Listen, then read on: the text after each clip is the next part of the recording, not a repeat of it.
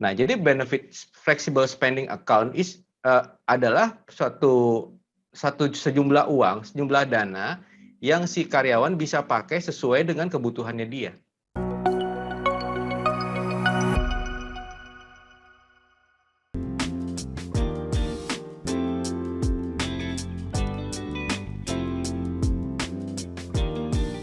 Nah, yang terakhir tadi Pak Andi ada mention soal flexible benefits ya Pak ya. Jadi flexible benefit ini otomatis beda Pak ya dari benefits yang seperti untuk perawatan COVID dan lainnya.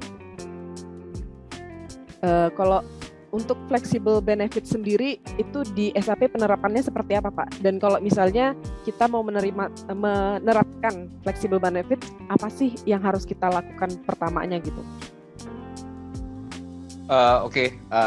Terima kasih Tari ya. Jadi sebetulnya tadi kan kita saya udah mention beberapa diskusi dengan karyawan itu ya.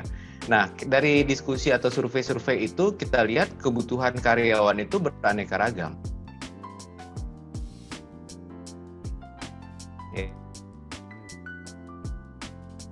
Ya, tadi ada yang kerja malam itu business requirement. Nah, kebutuhan benefitnya juga beda-beda kan. Ya, ada yang butuh tempat kerja di rumah, ya, ada yang butuh untuk asuransi tambahan, ada yang untuk broadband dan lain-lain. Nah, jadi benefit flexible spending account adalah sejumlah dana yang si karyawan bisa pakai sesuai dengan kebutuhannya dia, gitu. Jadi di SAP itu dibagi menjadi 4 kategori lah pada dasarnya kalau flexible spending account itu. Jadi personal, terus kemudian lifestyle, terus kemudian diversity and inclusion sama development. Jadi dana-dana itu ada sejumlah dana yang dia bisa pakai untuk berbagai sesuai kebutuhan dia. Sampai dengan liburan. Dia bisa pakai itu untuk beli tiket pesawat. Wow. Tapi otomatis ada sejumlah dana, ada limitnya lah. Per family itu berapa gitu. Nah, dia merasa enjoy di situ.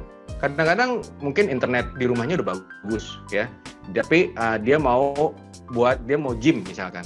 Nah, dia bisa pakai dana itu, tapi ada limit per tahunnya yang mesti Nah, caranya teman-teman, nih kalau mau seperti itu start dengan sesuatu yang kecil dulu, karena manajemen biasanya nggak proof tuh kalau udah gede gitu ya. Startnya kecil-kecil aja dulu, 2 juta, 3 juta per family. Ini triknya nih Bu. Nanti mungkin Bu Mei dapat seperti itu, triknya kayak gitu. Jadi start yang kecil-kecil, tapi intinya adalah flexibility dulu. Gitu. Nanti tahun depan kita tingkatkan. Nah, memang perusahaan yang mempunyai flexible benefit seperti itu mungkin kurang dari 10% di Indonesia. Ya. Kira-kira seperti itu. Dan beberapa insurance yang anggotanya itu lebih dari 300 karyawan, dia kalau karyawan saya nggak sampai segitu di Indonesia. Tapi ada yang insurance yang memprovide benefit seperti itu kalau anggotanya minimal 300. Jadi dia hitung juga preminya. Kira-kira gitu, itu yang disebut dengan flexible spending account.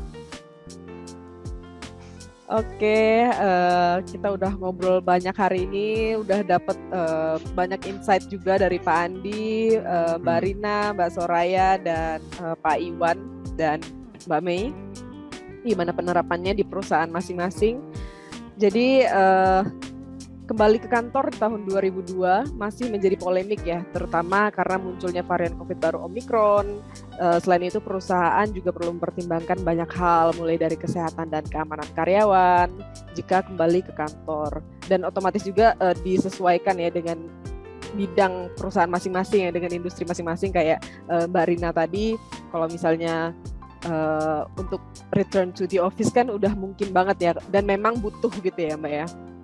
Sementara di industri lainnya masih bisa kayak gitu yang lanjut WFH lagi, hybrid seperti itu. Dan yang tadi dari Pandi, it's all about trust.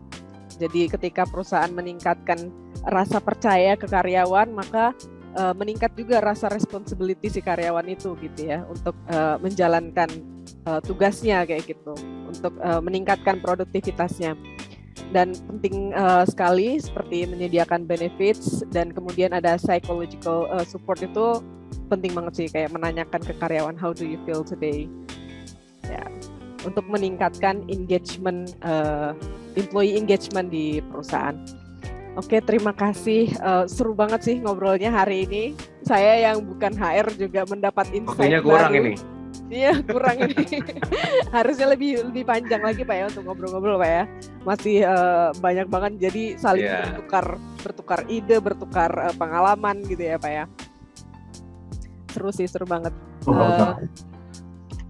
Oke, kalau gitu terima kasih sudah berpartisipasi di WeTalk hari ini bersama saya Tari Andini, ditemenin sama Pak Andi sebagai expertnya di sini, dan ada Mbak Mei, Mbak Rina, Mbak Soraya, dan Pak Iwan.